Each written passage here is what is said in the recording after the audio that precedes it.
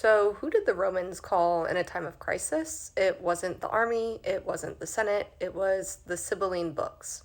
The Sibylline Books were a collection of prophecies written in Greek verse, which the Romans believed revealed the will of the gods during time of crisis. According to Roman myth, the books were offered to the last Roman king, Tarquinius Superbus, by a Sibyl in the 6th century BCE. After refusing repeatedly to purchase the books from her, she had burned 6 of the 9 books, and he finally agreed to pay full price for the final 3 once he realized how important these were. The books were kept under strict guard at the Temple of Jupiter on the Capitoline Hill. They could only be consulted by special priests and only under Senate approval. These books were not meant for routine use. They were seen as a last resort during times of distress and disaster. And here are some of the most memorable times they have been consulted. In 416 BCE, bizarre omens struck Rome, and this included reports of meat raining down from the skies. 2 officials consulted the Sibylline Books, and they reportedly prophesied a concourse of alien men, which was interpreted as an invasion. However, the tribunes of the plebs thought that the patrician officials were actually just stalling legal reforms in Rome, including the creation of the 12 tables of Roman law. In 216 BCE, the Romans suffered a catastrophic defeat by Cannibal at Cannae. The Senate consulted the books, and unusually, they required a human sacrifice. Because of this, a pair of Gauls and a pair of Greeks were buried alive to appease the gods. In 44 BCE, when Julius Caesar accepted excessive honors like wearing a laurel crown and sitting on a golden throne, many Romans thought that he was aiming for kingship.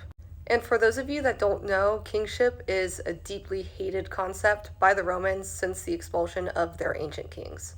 And the Sibylline Books apparently predicted that only a Roman king could defeat Parthia, and what was next on Julius Caesar's radar was conquering Parthia.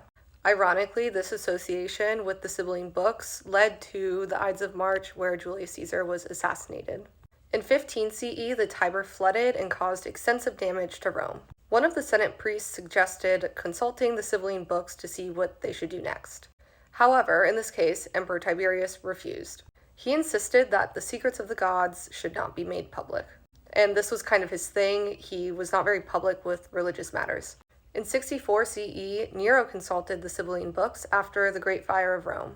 This fire destroyed much of the city, including the Temple of Jupiter, where the original Sibylline Books were housed. By Nero's time, it was actually a restored collection, and that was kept elsewhere.